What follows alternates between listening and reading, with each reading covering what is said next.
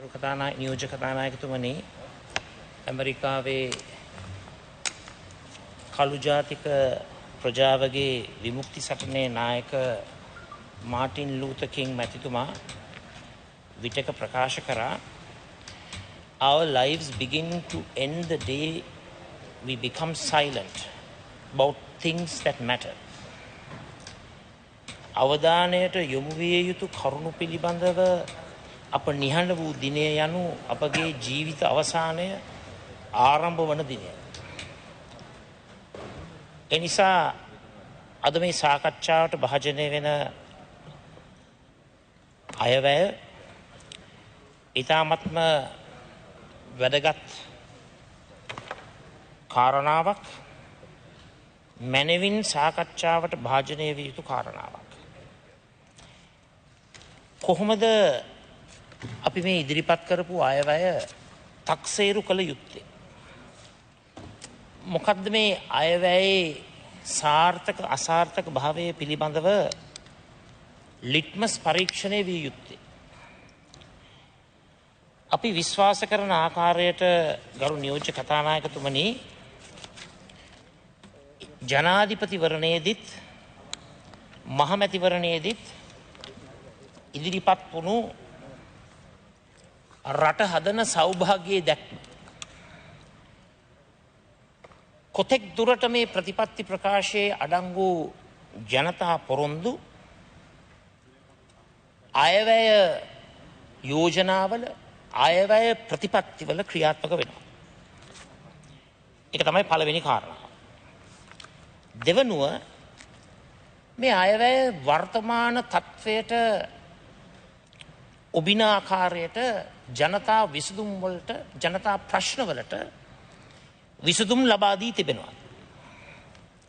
තුන්වෙනුව, මේ අයවැය යම් ස්ථාවර ශක්තිමත් දර්ශනයක් තුළ රට ඉදිරියට ගෙන යන මාවතක ක්‍රියාත්මක වෙනවද නැද්ද කියන කාරණා. ගරු නියෝජ්‍ය කතානායකතුමනි, මේ රට හදන සෞභාග්‍යයේ දැක්ම ඔබට රටක්, රටට හෙටක්. 69 ලක්ෂයක් ජනාධිපතිවරණයේදී, 68 ලක්ෂයක් මහමැතිවරණයේදී වර්ම ලබා දුන්න සුවිශේෂී වර්මක්, පොරොන්දු ගණනාවක්, ප්‍රතිඥාවන් රැසක් මෙහි අඩංගු වෙලා තිබෙනවා. සමාජයත් සමග ගිවිසුමක් ඇති වුණා, සෝෂල් කොන්ට්‍රැක්ට් එකක් ඇති වුණා. නමුත් අයවැය දිහා බැලුවහම මේ ප්‍රතිපත්ති ප්‍රකාශනයෙන් පිළිබිඹුවන ජනතාවට සාධනීය ක්‍රියාදාමයන් එකක්වත් මේ අයවැය කතාවේ අඩංගු වෙලා නැහැ. ඒක බොහොම කනගාටුවෙන් අපි ප්‍රකාශ කරන්නේ.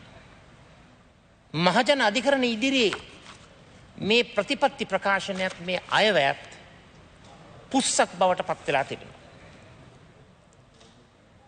ගරු නියෝජ්‍ය කතානායකතුමනි, අද රටේ තිබෙන පීඩනකාරී, අසහනකාරී පරිසරය තුළ මහජනතාවට හුස්ම ගන්න බැරි තත්ත්වයක් නිර්මාණය වෙලා තිබෙනවා.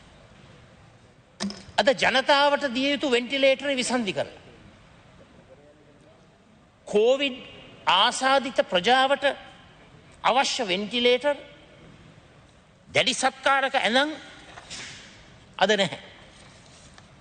හැබැයි ගරු නියෝජ්‍ය කතානායකතුමනි, පොහොට්ටුවේ වෙන්ටිලේටරය නම් හොඳට වැඩ කරන. බොරුවෙන්, මුසාවෙන්, මුලාවෙන්, රැවටීමෙන්, ඇන්දවීමෙන් පොහොට්ටුව නම් තම ඉලක්කය කරා ගිහිල්ලා තියෙනවා. ජනාධිපතිවරණය දින්න, මහමැතිවරණය දින්න, 3-2 දින්න විශ්ව සම්මත කරගත්තා. ද්විත්ව පුරවැසි අයිතිය තහවුරු කරගත්තා. දැන් ඉතින් ජනතාව උන්නත් එකයි, මලත් එකයි. ඒක තමයි කනගාටුවෙන් හෝ කිව යුතු අද රටේ යථාර්ථය. මං කැමති මේ සෞභාග්‍යයේ දැක්ම හැන්සාත් ගත කරන්න, ඒ වගේම සභාගත කරන්න මේ අවස්ථාවේ. ගරු නියෝජ්‍ය කතානායකතුමනි, සාමාන්‍යයෙන් අයවැයක් සාකච්ඡාවට භාජනය වෙනකොට මූලිකව අවධානය යොමු කරන්නේ සාර්ව ආර්ථික විචල්යන් පිළිබඳව, මැක්‍රෝ එකොනොමික් ඉන්ඩිකේටර්ස් පිළිබඳව. ඒ වගේම මයික්‍රෝ එකොනොමික් ස්ථාවරය ගැනත් සාකච්ඡාවට භාජනය වෙනවා. නමුත් අද නියෝජ්‍ය කතානායකතුමනි තිබෙන්නේ වෙනස් තත්ත්වයක්. අද මොන අයවැයක් ක්‍රියාත්මක කරන්නටත් පෙර රටක ජනතාව ජීවත් කරවන්නට ඕන. රටක් තියෙන්නට ඕන. ගරු කතානායකතුමනි, මම මේ අවස්ථාවේ මාටින් ලූතර් කිං ඒ විරුවාණන්ගේ ප්‍රකාශයක් ගෙනහැර දක්වන්න කැමති. එතුමා කියනවා, to ignore evil is to become accomplice to it. නපුර නොසලකා හැරීම යනු එම නපුරේම හවුල්කරුවන් වීම. ඒ නිසා මේ කුරිරු නපුරු වසංගතය කනගාටුවෙන් හෝ කියන්නට ඕන, එයට දැක්විය යුතු අවධානය මේ අයවැයෙන් සම්පූර්ණයෙන්ම පැහැර හැරලා තිබෙනවා. සාමාන්‍යයෙන් COVID-19 පරාජය කරන්නට, මර්ධනය කරන්නට, කළමනාකරණය කරන්නට ගන්නා වූ කටයුතු පිළිබඳව අයවැය කතාවේ සෑහෙන වෙන්කිරීමක් තියෙන්නට ඕන. අයවැය කතාවෙන් එවන් ප්‍රමුඛතාවයක් ලබා දීලා නැtei කියන එක කනගාටුවෙන් හෝ කිව යුතුයි. ඇයි එහෙම ප්‍රමුඛතාවයක් ලබා දීලා නැත්තේ? මේ වර්තමාන රජයට කොවිඩ් ප්‍රශ්නය ගැන උනන්දුවක් නැහැ. උවමනාවක් නැහැ. අවශ්‍යතාවයක් නැහැ. මොකද්ද හේතුව? තමන්ගේ වැඩේ කරගත්තා. දැන් හිතාගෙන ඉන්නව බොහෝ දෙනා අවුරුදු කිහිපයකට හරි ඔක්කොම හරි කියලා. තමන්ට රිසිසේ කටයුතු කරන්නට බලය ලැබිලා තිබෙන නිසා කොවිඩ් මර්ධනයට අද ලැබිලා තිබෙන්නේ ඉතාමත්ම අඩු අවධානයක්. මේක කනගාටුදායක තත්ත්වයක්.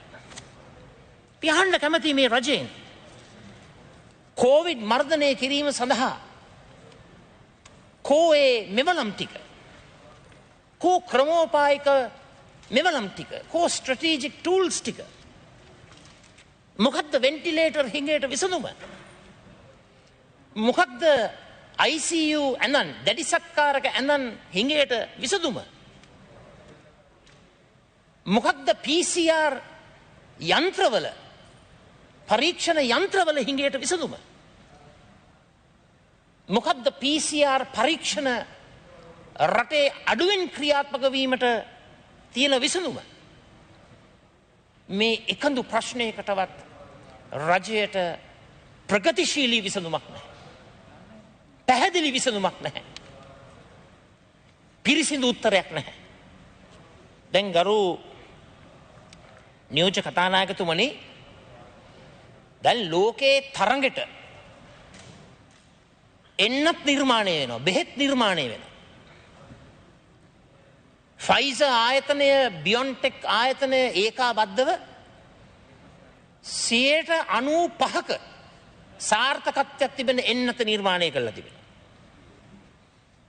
මොඩර්නා තවත් එන්නතක් නිර්මාණය කරලා තිබෙනවා 95% සාර්ථකත්වය තුළ. ඊයේ දවසේ ඔක්ස්ෆර්ඩ් විශ්වවිද්‍යාලය කියනවා ඒ අය මේකට හොඳ සාර්ථක විසඳුමක් නිර්මාණය කරලා තිබෙනවයි කියලා.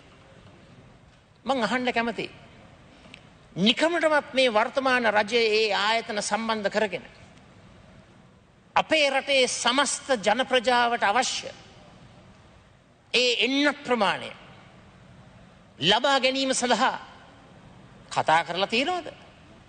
සාකච්ඡා කරලා තියෙනවද? මූලික ගිවිසුම් වලට එළඹිලා තිබෙනවද? මොකද ගරු නියෝජ්‍ය කතානායකතුමනි, යුරෝපා හවුල, ඇමරිකා එක්සත් ජනපදය, එක්සත් රාජධානී ඇතුළු ලෝකේ රටවල් රාශියක් දැනටමත් මේ ආයතන සමග ගිවිසුම්ගත වෙලා හමාරයි. එන්නත් මාත්‍රා මිලියන ගණනක් ඒ රටවල් වලට ඇනවුම් කරා. ඒ වැඩේ කරලා ඉවරයි.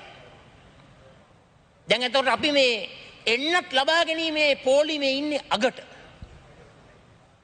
ඒ මොකද මේ රජය කාර්යක්ෂම ලෙස උනන්දුවෙන් කටයුතු කරලා නැහැ. මේ එන්නත් ගිවිසුම් වලට ප්‍රවේශවන්න. මම දන්නේ හිතලවත් තියනවද කියලා. හැබැයි එන්නත් ගැන කතා කරනකොට බෙහෙත් ගැන කතා කරනකොට උසුළු විසුළු කරන්න පුළුවන්.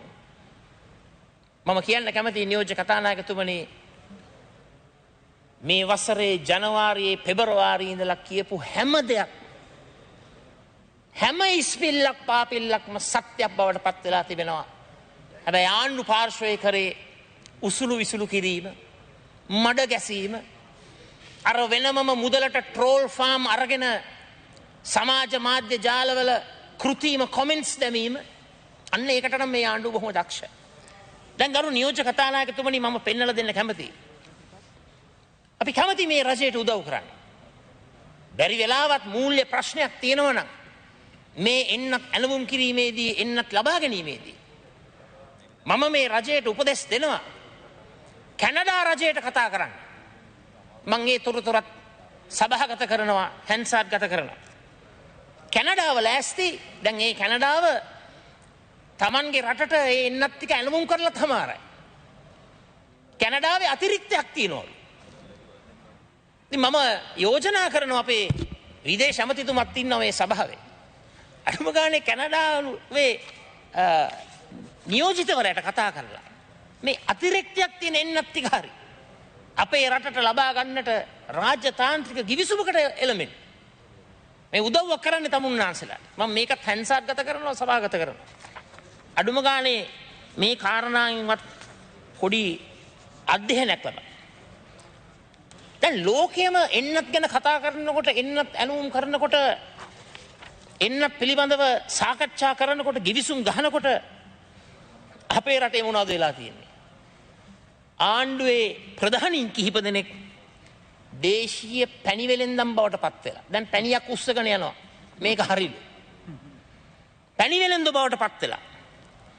ලෝකයේ මේතරම් එන්නත් ගැන කටයුතු කරනකොට රජයේ ඇතුළෙන්ම ස්වකීය සුපසිද්ධිය සුපසාධනය උදෙසා පැණි වෙලෙන්ද ජාවාරම්කාරයෝ නිර්මාණය වෙලා තිබෙනවා.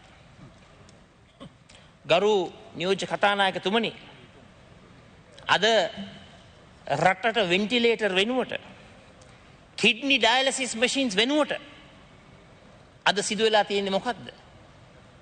ඒ උපකරණ ගෙන්නන්නට ටෙන්ඩර් කැඳවන්නේ නැහැ. අද ටෙන්ඩර් කැඳවන්නේ කලගෙඩි ඇනුම් කරන්නයි, මුට්ටි ඇනුම් කරන්න. කලගෙඩියෙන් මුට්ටියෙන් බෙහෙත් ටික හරියනවයි කියලා හිතාගෙන කටයුතු කරන්නේ. නමුත් රටට අවශ්‍ය වෙන්ටිලේටර් ප්‍රමාණය නැහැ. කිඩ්නි ඩයලිසිස් ප්‍රමාණය නැහැ. මේ කොරෝනා තත්ත්වය තුල මොකද්ද සිදුවෙන අසික්කිතම ක්‍රියාවලිය? ජනතාවගේ දුක කඳුල වේදනාව, රෝගී තත්ත්වය, ජනතාවගේ මලකණන් උඩින් අද මුදල් ගරන කොරෝනා ජාවාරම් ලුම්පන් ධනපති පැලැන්තියක් අද නිර්මාණය වෙලා. අද උපකරණ වලින්, ටෙස්ට් කිට්ස් වලින් මුදල් හොයන ඩොලර් කාක්කන් වෙන්න හදනවා යම් ලුම්පන් ව්‍යාපාර පැලැන්තියක්. බෙහෙත් වලින් කෝටි ප්‍රකෝටිපතියන් වෙන්නට හදන මේ වර්තමාන රජය ගෙනෙන්නට ගුවන් යානා පිටින් අපේ රටට ඇවිල්ලා, එතකොට නම් කිව්වේ රටවිරුවන් කියලා. අද රටවිරුවන් අසරණ විරුවන් බවට පත් කරලා තිබෙනවා මේ රජය. ඒ ගුවන් ටිකට් පතෙනුත් ගහනවා. මෙහෙට ඇවිල්ලා කරන නිරෝධායන ක්‍රියාවලියනුත් ගහනවා. හෝටලෙනුත් ගහනවා.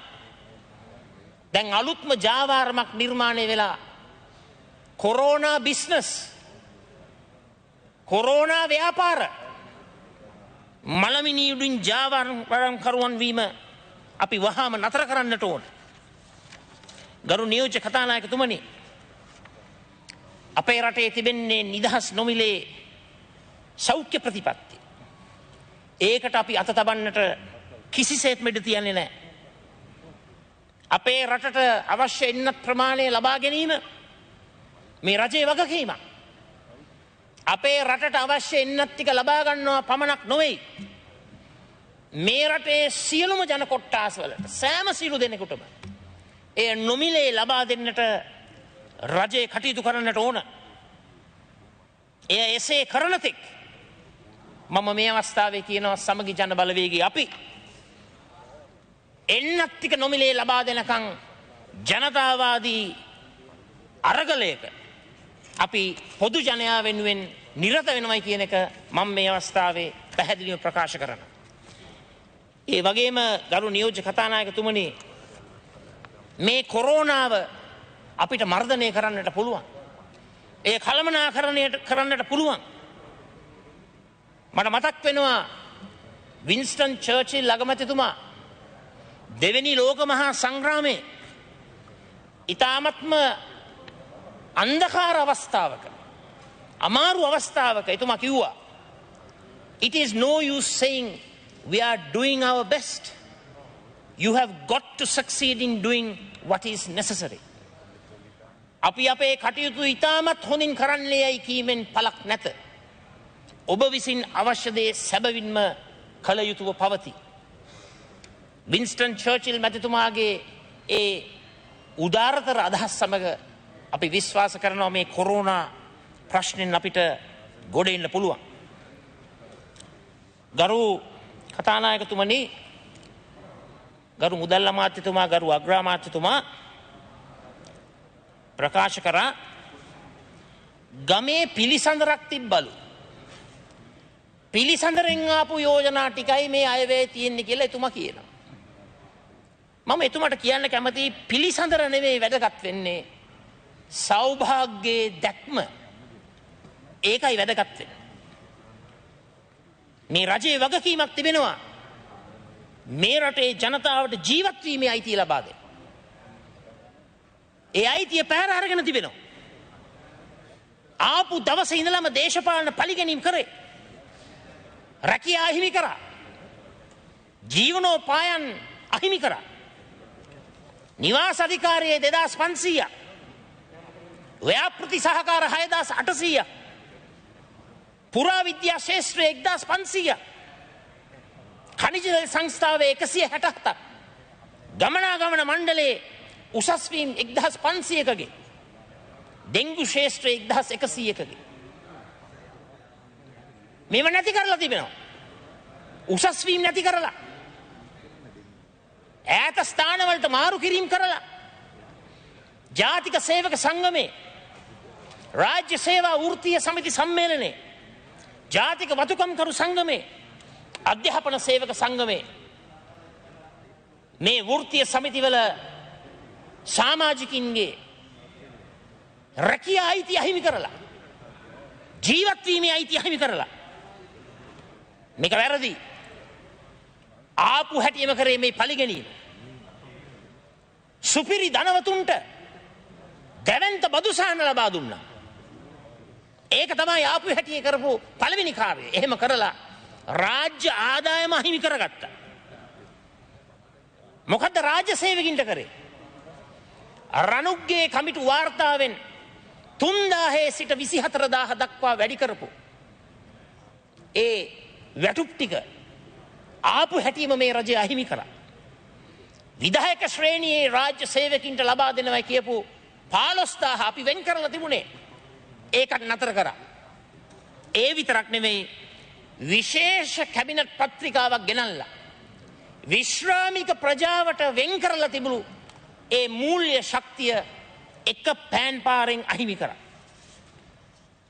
මන් දැන්වත් ඉල්ලීමක් කරනවා මේ රජයෙන්. අඩුම තරමින් මේ කොරෝනා තත්ත්වය අවබෝධ කරගෙන මේ කොරෝනා තත්ත්වය පිළිබඳව හදවත උණු වෙලා, හදවත සසල වෙලා, මේ මිනිස්සු ගැන හිතලා මේ පරිගැනීම් වලට ලක්වුණු සියලුම දෙනාට ඒ රැකියා අවස්ථාව ජීවත් වීමේ අයිතිය ලබා දෙන්න.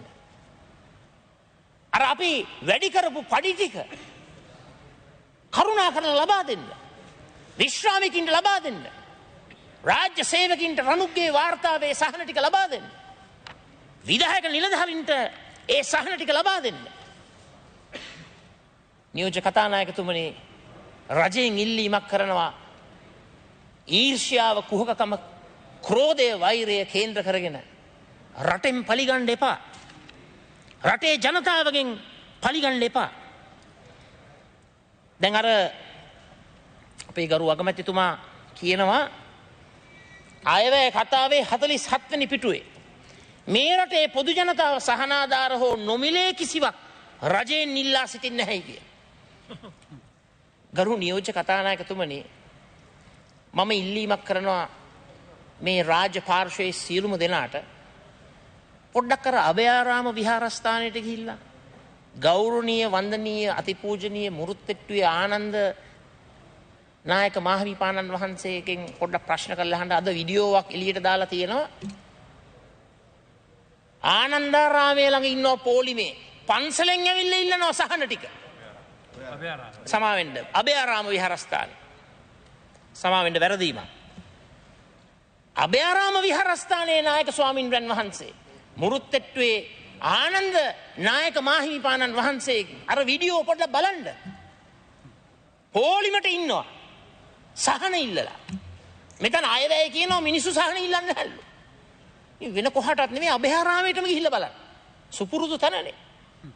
ගෞරවනීය වන්දනීය නායක ස්වාමින්වයන් වහන්සේ බැහැදකලා.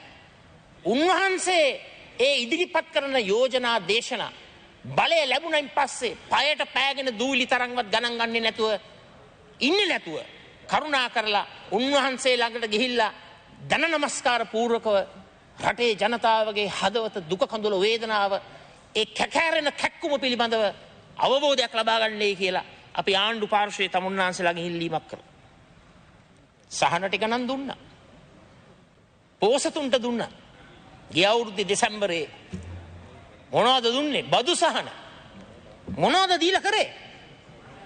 රටේ රාජ්‍ය ආදායමට රුපියල් බිලියන 600ක් සහ රුපියල් බිලියන 800ක් දක්වා රාජ්‍ය ආදායම නැති කරගත්තා. ගරු නියෝජ්‍ය කතානායකතුමනි බලන්න එංගලන්තයේ මුදල් ඇමතිතුමා chancellor of the exchequer Rishi Sunak මොනවද එතුමා කරන්නේ? එංගලන්තයේ ෆර්ලෝ කියලා වැඩසටහනක් ආරම්භ කරලා හැම ආයතනයකම වැඩ කරන හැම පෞද්ගලික ආයතනයකම සේවය කරන හැම පුද්ගලයෙකුගේම වැටුපෙන් 80%ක් රජය ගෙවනවා. අන්න ෆිස්කල් ස්ටිමියුලස් පැකේජ් අන්න මූල්‍ය උත්තේජක පැකේජ් මං අහන්න කැමතියි කෝ මේ 69 ලක්ෂයකගේ 68 ලක්ෂයකගේ ජනාධිපතිවරණ මහමැතිවරණ ආශිර්වාදය තුල ඒ මහා දැවැන්ත ජයග්‍රහණය තුල මේ නිර්මාණය වුණු ජනතාවාදී ජනහිතකාමී ප්‍රගතිශීලී ආණ්ඩුවේ කෝ ෆිස්කල් ස්ටිමියුලස් පැකේජ් කෝ මූල්‍ය උත්තේජක පැකේජ් බොහෝ දෙනෙකුට ජීවනෝපාය අහිමි වෙලා ආර්ථික කේන්ද්‍රස්ථාන අඩපණ වෙලා කර්මාන්ත පද්ධතිය සහ මුලින්ම කඩා වැටිලා. ගරු නියෝජ්‍ය කතානායකතුමනි කොවිඩ් නිසා නවතම මාදිලියේ දුප්පත්කමක් නිර්මාණය වෙලා අද අපේ රටේ කොවිඩ් දුප්පත්කම නිර්මාණය වෙලා. ගරු නියෝජ්‍ය කතානායකතුමනි ෆුඩ් පවර්ටි ආහාර දරිද්‍රතාවය ඉන්කම් පවර්ටි ආදායම් දරිද්‍රතාවය චයිල්ඩ් පවර්ටි දරුවන්ගේ දරිද්‍රතාවය විමෙන්ස් පවර්ටි කාන්තා දරිද්‍රතාවය අද බරපතල තත්වයකට ප්‍රවේශ වෙලා තිබෙනවා. චයිල්ඩ් පවර්ටි ගැන කතා කරනකොට අද විශ්ව ළමා දිනය එක්සත් ජාතීන්ගේ විශ්ව ළමා දිනය ළමා අයිතීන් සුරක්ෂා කරන දිනේ අද දවස. නමුත් අපිට අද දවසේ ළමා අයිතීන් ගැන කතා කරනකොට ළමා දරිද්‍රතාවය ගැන කතා කරනකොට අපේ රටේ තත්ත්වය බොහොම කනගාටුදායකයි. මං කැමති හැන්සාට් ගත කරන්න සභාගත කරන්න මේ අවුරුද්දේ මැයි මාසේ යුනිසෙෆ් ආයතනය කරපු සමීක්ෂණය. මොකද යුනිසෙෆ් ආයතනය මේ අවුරුද්දේ මැයි මාසේ කියන්නේ අපේ රටේ පවුල් පරපුරෙන් පවුල් ප්‍රමාණයෙන් 30% ආහාර පාරිභෝජනය අඩු කරලා මේ කොවිඩ් ප්‍රශ්නය නිසා මම මේ වාර්තාව හැන්සාට් ගත කරනවා සභාගත කරනවා විශේෂයෙන්ම අපේ රජයේ නියෝජිතින්ට මේක කියවන්න. 30% අඩුවෙන් ආහාර ගන්න. ඒ 30%නුත් 80%ක් ප්‍රෝටීන් ආහාර වර්ග මස් මාළු බිත්තර කිරි ආහාර ගැනීම සම්පූර්ණයෙන්ම අඩු කරලා 54%ක් එළවලු සහ පළතුරු පාරිභෝජනය අඩු කරලා දැන් කොවිඩ් වලට පෙර අපේ රටේ දරු පරපුරෙන් 39%කට යකඩ සහිත ආහාර ලබා ගැනීමක් සිදු වුණේ නැහැ. මේ යුනිසෙෆ් ආයතනය කරන ගවේෂණ සහ සමීක්ෂණ දැන් කොවිඩ් වලට ඉස්සෙල්ලා අපේ රටේ දරු පරපුරෙන් 39% යකඩ සහිත ආහාර ගත්තේ නැත්නම් දැන් කොහොමද ඇතිද? දැන් කොයිතරම් අසරණ තත්වයකට ඇවිල්ලා තියෙද? දැන් යුනිසෙෆ් ආයතනයේ අපේ රටේ නියෝජිත ටිම් සටන් මැතිතුමා මෙහෙම කියනවා. එතුමා ඇත්ත වශයෙන්ම රජය ආරම්භයේදී ප්‍රශංසාවට ලක් කරලා කියනවා බොහොම හොඳයි. අර අප්‍රේල් මාසේ මැයි මාසේ 5000 දුන්න එක ගැන. හැබැයි එතුමා කියනවා මේක ස්ථාවරව සාර්ථකව ක්‍රියාත්මක වෙන්නට නම් තවත් අමතර මාස 6ක් මේ 5000 ලබා දෙන්නට ඕන. ලැබුණද? ලබා දුන්නද? ඇත්ත වශයෙන්ම නැහැ ගරු නියෝජ්‍ය කතානායකතුමනි. ඒ වගේම කනගාටුදායක කාරණා මොකද්ද? අද විශ්ව ළමා දිනයේ දවසේ අපේ රටේ ළමා දරිද්‍රතාවය child poverty පිළිබඳව අපේ රටේ සංඛ්‍යාලේඛන නැහැ. අඩුම ගානේ ඒක ගැන හිතන්නවත් පටන් ගත්තේ අපේ ආණ්ඩුව කාලේ 2019 මාර්තු මාසේ සෙපා ආයතනය Census and Statistics ආයතනය Oxford Poverty and Human Development Institute ආයතනය මාර්තු මාසේ රවුන්ඩ් ටේබල් කොන්ෆරන්ස් එකක් තියලා ආරම්භ කරා. නමුත් අද දවස වෙනකොට child poverty පිළිබඳව කියන මාතෘකාව සම්පූර්ණයෙන්ම මේ රජය පැත්තකට දාලා තිබෙනවා.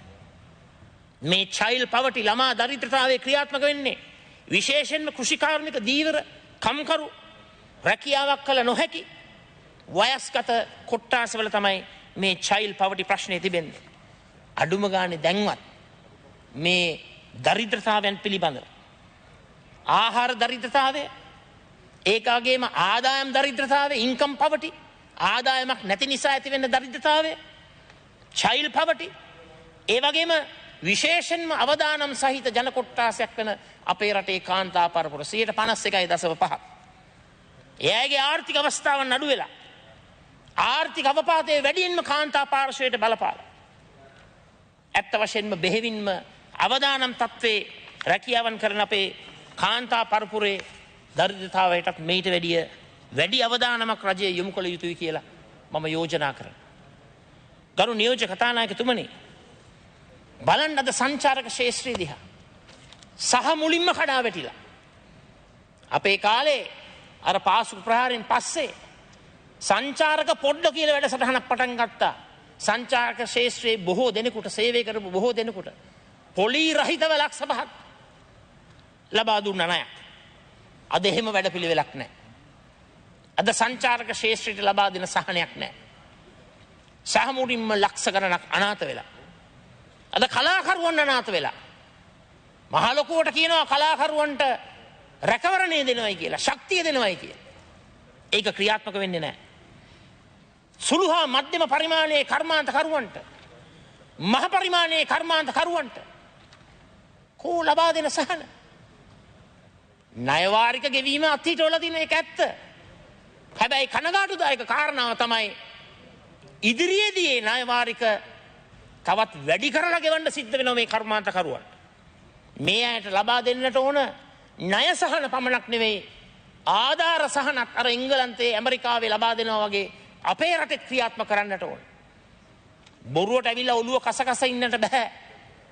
අනේ අපිට ජාතික ආදායම රාජ්‍ය ආදායම අඩු වෙලා අපි කෝටිපතියන්ට ප්‍රකෝටිපතියන්ට බදු සහන දුන්නා. ඒකින් ආණ්ඩුවට සල්ලි නැහැ කියලා. ඒ හේතු දක්වන්නට අවස්ථාව නෙමෙයි. අද කනගාටුයි නියෝජ්‍ය කතානායකතුමනි, මගේ පියාණන් ආරම්භ කරපු ඇඟලුම් කම්හල් 200 වැඩසටහන තුලින් අති විශාල ප්‍රමාණයක් තමන්ට අවශ්‍ය කනකර ටික ලබා ගත්තා. ප්‍රේමදාස යුගයේ සුද්ධියන්ට ජංගි මහනවයි කියලා දෝෂාරෝමයට ලක් කරලා අවලාදයට ලක් කරපු අද ඇඟලුම් සේවය සහ මුලින්ම කඩාවැටලා පමණක් නෙවෙයි, අද රටේම බහුතර ජනතාවක් කනකර ටික උකස් කරලයි ජීවත් වෙන්නේ. මේ රජයට හිතක් පපුවක් නැද්ද? හදවතක් නැද්ද? ඇයි මෙහෙම දරදඬු වෙන්නේ? මෙහෙම දරදඬු ඍජු සෙලවෙන්නේ නැති තද ස්ථාවරයක් තියාගන්නට අවස්ථාව නෙමෙයි. හදවත උණු වෙන්නට ඕන. ජනතා දුක දැකලා ඒ දුකට පිළියම් යොදන්නට ඕන. ඒකයි 69 ලක්ෂයක් 68 ලක්ෂයක් මැතිවරණ දෙකකදීම ඓතිහාසික වරමක් ලබා දුන්නේ. යකඩ හිතක් තියාගන්න නෙමෙයි, නම්‍යශීලී වෙන්න ඕන. සවන් දෙන්න ඕන. දුක තේරුම් ගන්න ඕන. ජනතා දුකට පිහිටවන්නට ඕන. ස්වයං රැකියාලාභී නනාත වෙලා ත්‍රිරෝද රත රියදුරා කඩල වෙලෙන්දා රටකජු වෙලෙන්දා එළවලු පළතුරු වෙලෙන්දා සාරවිට වෙලෙන්දා ඉන්දියප්ප ව්‍යාපාර කරන අය, බත් කඩ ඩේලි වේජ් දෛනික වැටුප් ලාභී කුලියට වැඩ කරන අය, ගොවිය දීවරයා කම්කරුවා සම්පූර්ණයෙන්ම ජන සමාජයේ අනාතයි. දැන් බලන්න ගරු නියෝජ්‍ය කතානායකතුමනි, අර ලීසින් වලට දෙන සහනයක් පුස්සක්නේ, බොරුවක්නේ. දැන් ලීසින් සහනය දීලා ඒ නොගයපු ලීසින් එකට අමතර පොලියකුත් අය කරනවා ඒ සහන කාලයෙන් පස්සේ. එතකොට කොහොමද මේක සහනයක් වෙන්නේ? මේක සහනද? මේකද සෞභාග්‍යයේ ඉදිරි දැක්මේ සහනය? මම අහන්න කැමතියි. අද රණවිරුවන්ව සම්පූර්ණයෙන්ම අමතක කරලා, රටවිරුවන්වත් අමතක කරලා, මතකයිනේ ප්ලේන් වලින් ආවේ දහස් ගණනින් ඡන්දේ දාන්න. අද මොකද්ද වෙලා තියෙන්නේ? ඒ රටවිරුවන්ව පිටරටින් අපේ රටට ගෙන්නනකොට ටිකට් පතේ ඉඳලා, ගුවන් ගමන් බලපත්‍රයේ ඉඳලා, හෝටල් ගාස්වේ ඉඳලා හැම එකකින්ම ගහනවා ටිකට් හෝටල් ගැහිල්ල. කාගෙන්ද මේ ගැහිල්ල ගහන්නේ? ඡන්දේ දුන්න රටවිරුවගේ. මෙහෙමත් ආණ්ඩුව. ඒ රටවිරුවන් ඒ රටවල් වල අපේ තානාපති කාර්යාල වලට කතා කරනකොට මම මේ කියන්නේ රටවිරුවන්ගේ අඳෝනා. මොනවද අපේ තානාපති කාර්යාල කරන්නේ? කරනවා. රවට්ටනවා. අපේ වල කරනවා. ඒ තානාපති මේ වියතාණ්ඩුවේ වියතාණ්ඩුවද කියලා මම අහන්න කැමතියි. ලබා දෙනවා සාහන ටික. ගම් වාක්‍ය විතරක් තියෙන වීමක් නැහැ. කුපේ රක්ෂ ගණන අධිත ප්‍රජා සහිත පෝෂ ඒක යුතු දෙයක්. වෙන දෙයක්.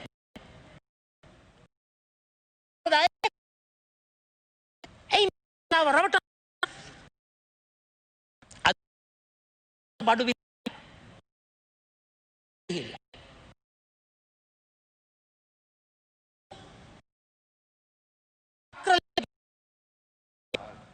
චක්‍රලේඛ ගැසීම,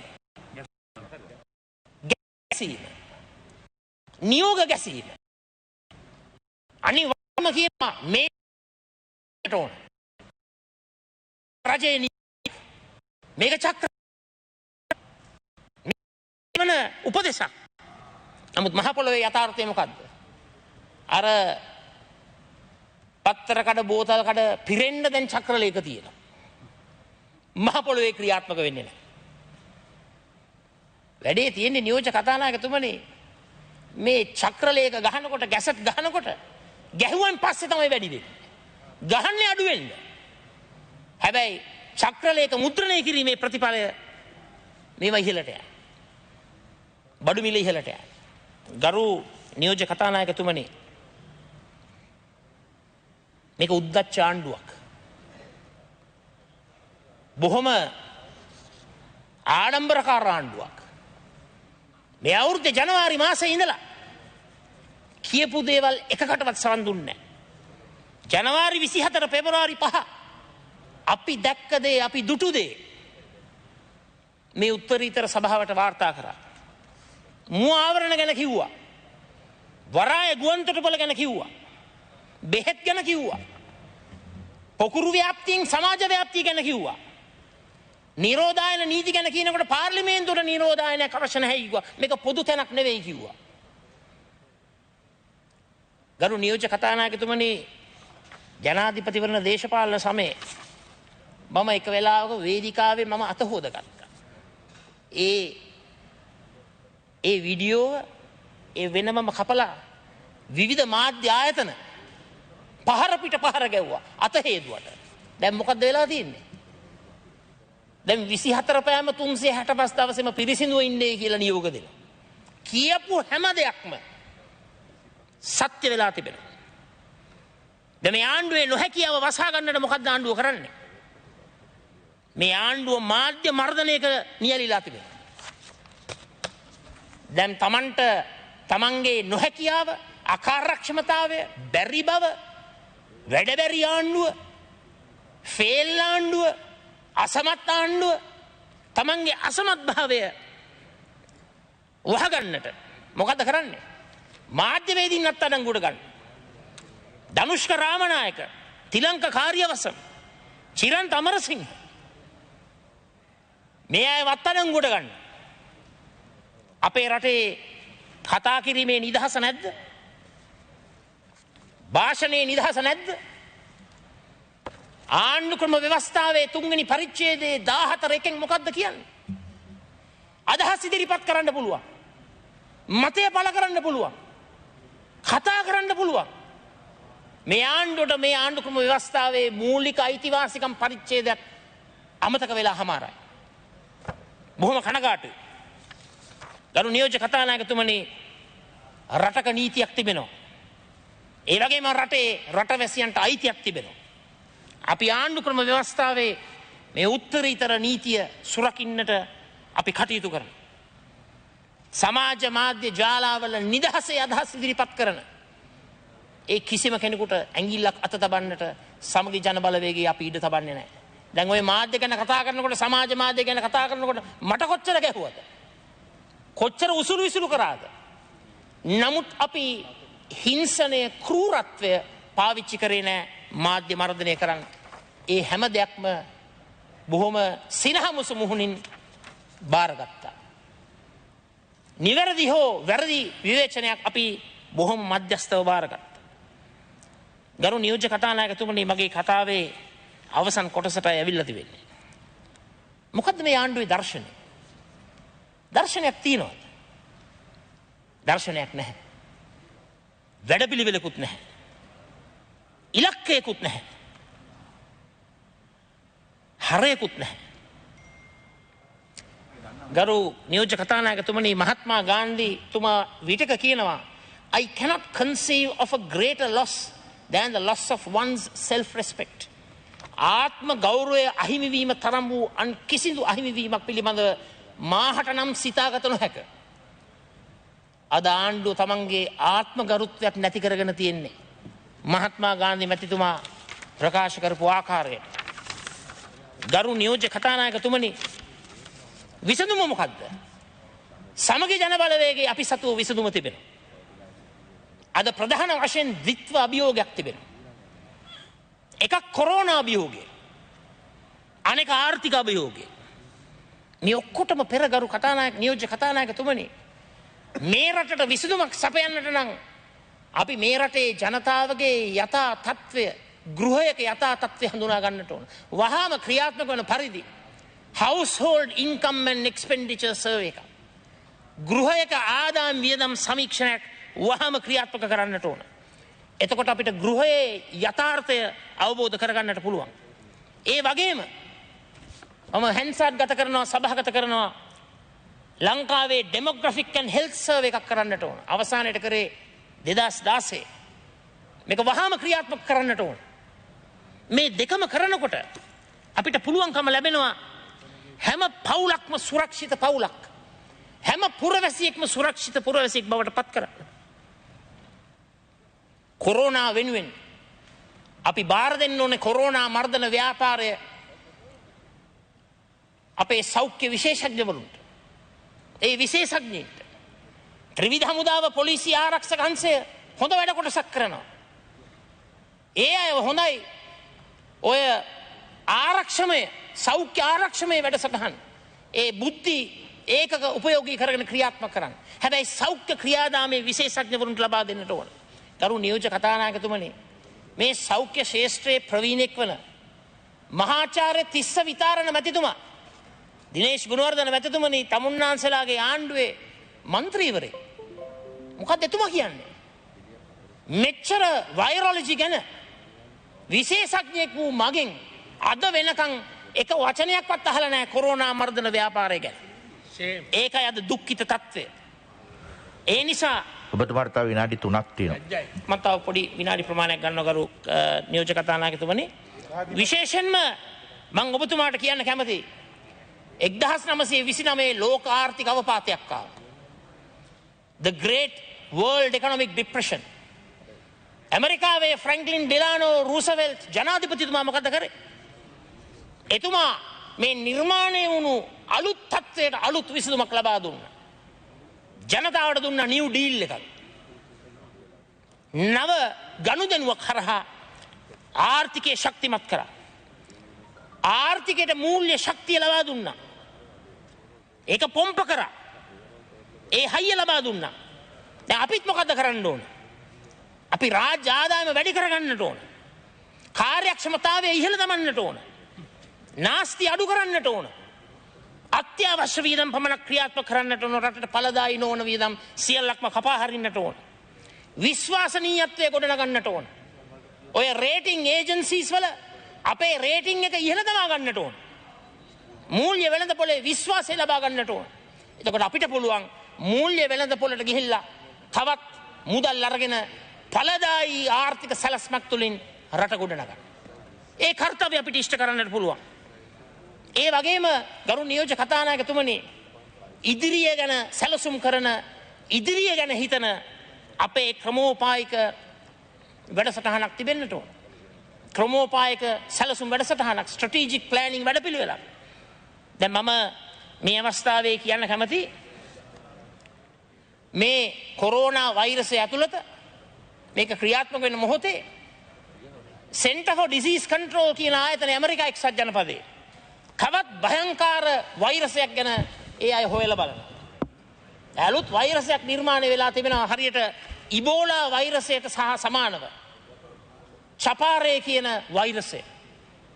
දැන් මේව ගැන මේ අපේ ආණ්ඩුව දැනගන්නට ඕන. Center for Disease Control එකත් එක්ක කතා කරලා ඒ අවදානම ගැනත් අපේ රට හිතන්නට ඕන. නමුත් හිතා ගන්නට අමාරුයි කොරෝනා වලට මෙහෙම සැලසුම් කරා නම් ඔය ඉදිරි සෞඛ්‍ය අභියෝග වලට කොයි විදියට සැලසුම් කරයිද කියලා. මම මේ කාරණාව ආණ්ඩුවේ ප්‍රධානින්ගේ අවධානය උදෙසා හැන්සාට් ගත කරනවා, සභාගත කරනවා. චපාරේ කියන වෛරසය ගැනත් තමුන්නාන්සලා පොඩ්ඩක් හොයලා බලන්න. American Center for Disease Control එකටත් පොඩ්ඩක් කතා කරලා මොකද්ද මේ තත්ත්වය කියලා අවබෝධ කරගන්න.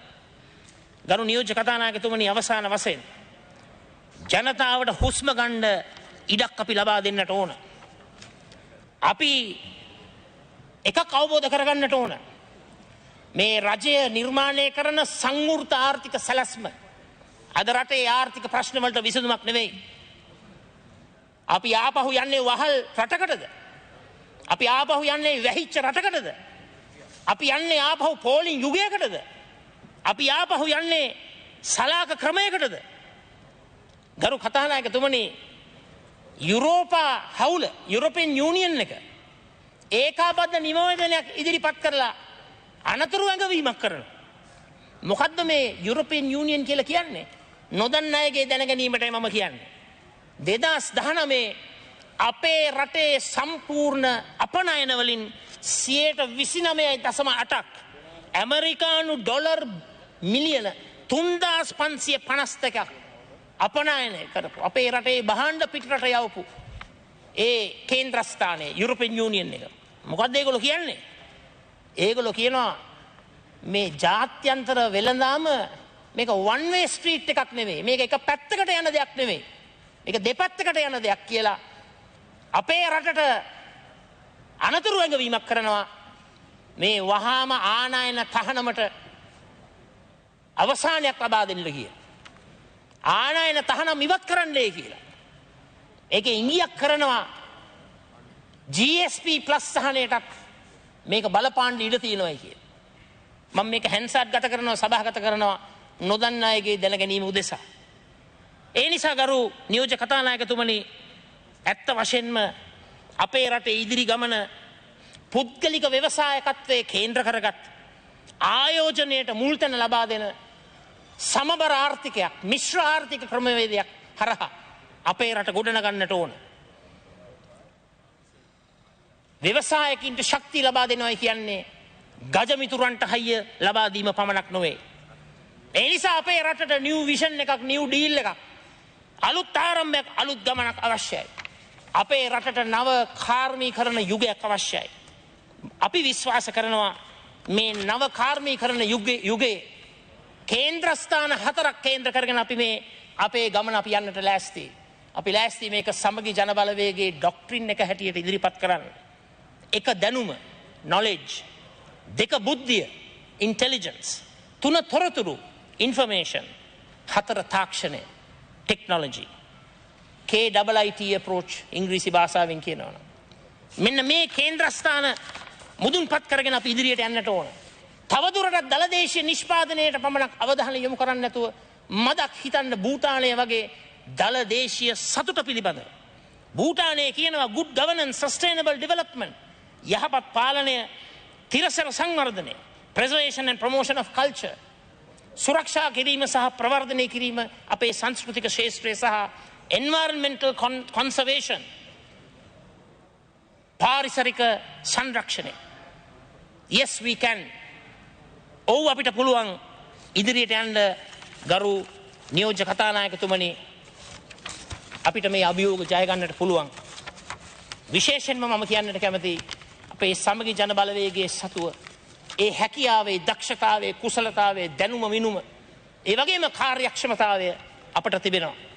අවසානයේ වින්ස්ටන් චර්චිල් මැතිතුමාගේ ප්‍රකාශයකින් මගේ කතාව අවසන් කරන්නම්. එතුමා කියනවා I have nothing to offer but blood, toil, tears and sweat. රුධිරයේ ශ්‍රමය, කඳුල හා දහදිය හැරුණුකොට පිරිනැමිය හැකි අන් කිසිවක් හෝ මා සතුව නොමැත. සමගි ජන බලවේගයේ අපිත් කියන්න කැමති රටදාය වෙනුවෙන් රුධිරයේ ශ්‍රමය, කඳුල, දහඩිය කැපකොට අපේ මාතෘ භූමිය සුරක්ෂා කරන්නට, සෞභාග්‍ය සම්පන්න ස්වයං පෝෂිත රටක් බිහි කරන්නට අපි සූදානම්. ඒට නායකත්වය ලබා දෙන්නට ලෑස්ති කියමින් මගේ කතාව අවසන් කරනවා.